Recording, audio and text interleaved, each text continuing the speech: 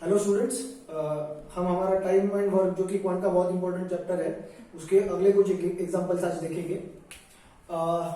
Question पढ़ता हूँ। Question पूरा लिखा नहीं है, सिर्फ जो भी डेटा दिया है क्वेश्चन में वो लिखा है मैंने।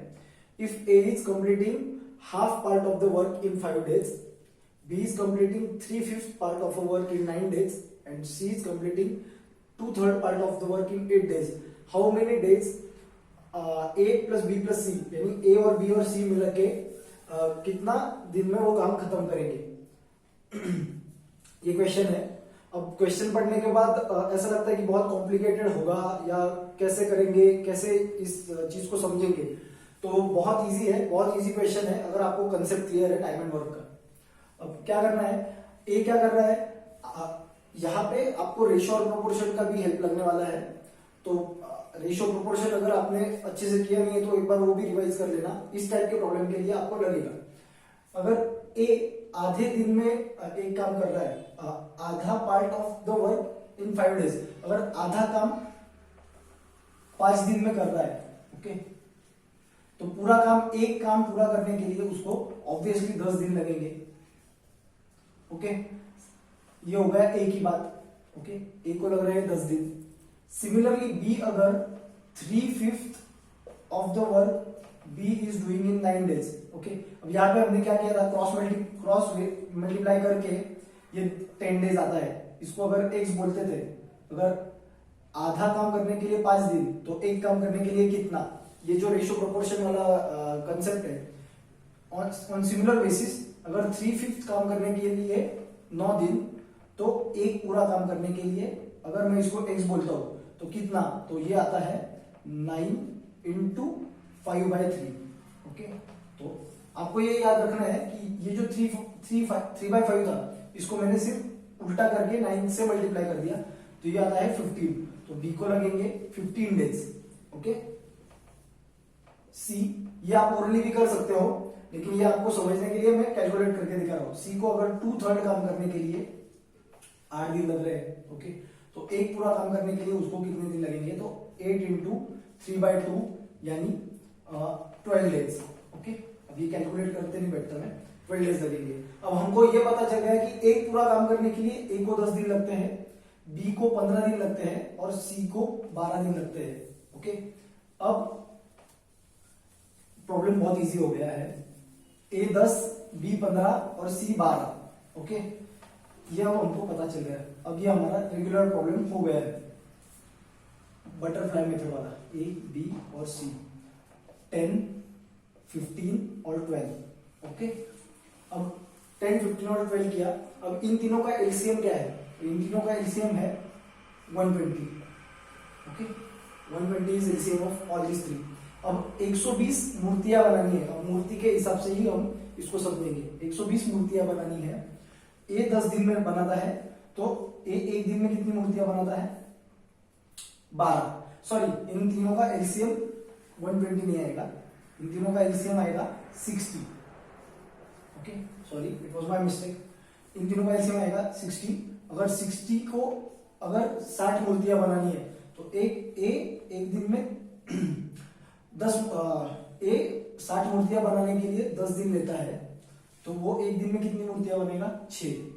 सिमिलरली बी अगर 15 दिन लेता है तो वो एक दिन में कितनी बनाएगा, 4। और सी अगर 12 दिन लेता है तो वो एक दिन में कितनी बनाएगा, 5।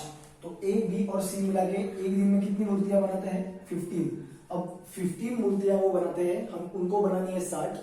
तीनों मिला के 15 मूर्तियां बनाते हैं, उनको 60 मूर्तियां बनानी है। तो 60 / 15 यानी उनको तीनों को मिलके 4 दिन लगेंगे ये काम खत्म करने के लिए।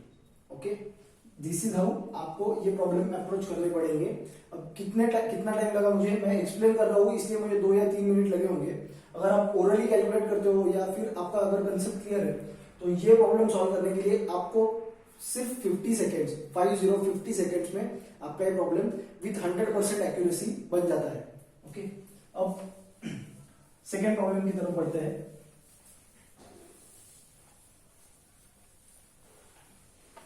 सेकेंड प्रॉब्लम क्या है, A completes a work in 12 days, B is 60% more efficient than A. अब मैंने प्रॉब्लम पूरा लिखा नहीं है, then how much time B will need. अब अगर यहाँ पे आपको ऑप्शन दिए होंगे तो आप ऑप्शन के साथ थोड़ा सा गेस वर्क करके ये कर सकते हो कि अगर 12 डेज ए को लग रहे हैं तो बी को ऑब्वियसली कम ही लगेंगे, क्योंकि बी 60% मोर इफिशियंट है। ओके, तो अगर 12 से ज्यादा कोई ऑप्शन है तो वो तो एलिमिनेट हो जाते हैं स्ट्रेट अवे। अब 60% है तो थोड़ा सा अप्रोक्सीमेशन करके आप 60% निकाल के और 60% इससे कम करके निकाल सकते हो, लेकिन ये एक्यूरेसी इसका हम बोल नहीं सकते अगर ऑप्शन आपको क्लोज आ गए तो वैसे केस में आपको ये दिक्कत दे सकता है। ओके, अब क्या दिया है, ए क्या करता है 12 डेज में काम कंप्लीट करता है। Okay, 12 days. ओके, पढ़ने के बाद ये 60% इफिशिएंसी ज्यादा है, ये पढ़ने के बाद ऐसा लगता है कि कितना डिफिकल्ट प्रॉब्लम है, लेकिन प्रॉब्लम बिल्कुल भी डिफिकल्ट नहीं है। आप देख लो, अगर 12 दिन में वो काम खत्म कर रहा है तो इसका मतलब क्या है, ये हमने शुरुआत में देखा था कि वो एक दिन में 1/12 काम करता है। A, this is 1 day work. Okay, अब आपको परसेंटेज का इंपॉर्टेंस समझ में आएगा। परसेंटेज का इंपॉर्टेंस क्या है, 60% मोर इफिशियंसी है बी की, यानी ए अगर 1/12 काम एक दिन में खत्म करता है तो बी ऑब्वियसली 60% मोर, यानी अगर ए का काम है इंटू 1 तो बी का काम क्या होगा 1.6। ओके, अब ये परसेंटेज चैप्टर अगर आपका अच्छा हुआ होगा तो ये आ जाएगा तो 1.6 इंटू 1/12, इसका ही आंसर निकालना है आपको। बहुत इजी है, 16/120 कर देता हूं, 4 से अगर डिवाइड करता हूं 4 और ये 30, 4/30 इज बी का एक दिन का वर्क, बीस 1 day work, 1 days work it is 4/30। अब इसको उन्होंने पूछा क्या है कि बी को कितना टाइम लगेगा, तो हमने ए के टाइम पे क्या किया था, ए को लगते हैं 12 डेज। ओके, तो उसका एक दिन का काम क्या होगा 1/12, यानी इसको रेसिप्रोकेट कर दिया था 1/12। तो सिमिलरली 4/30 ये बी का एक दिन का काम है, इसको अगर रेसिप्रोकेट कर देंगे तो वो होगा बी को कितना टाइम लगेगा वो काम करने के लिए, यानी 30/4 डेज लगेंगे। अब 30/4 अगर सॉल्व करते हैं तो उसका आंसर आता है 7.5 days, and this is your answer. This is one of the important type, ये आपको एग्जाम में आ सकता है।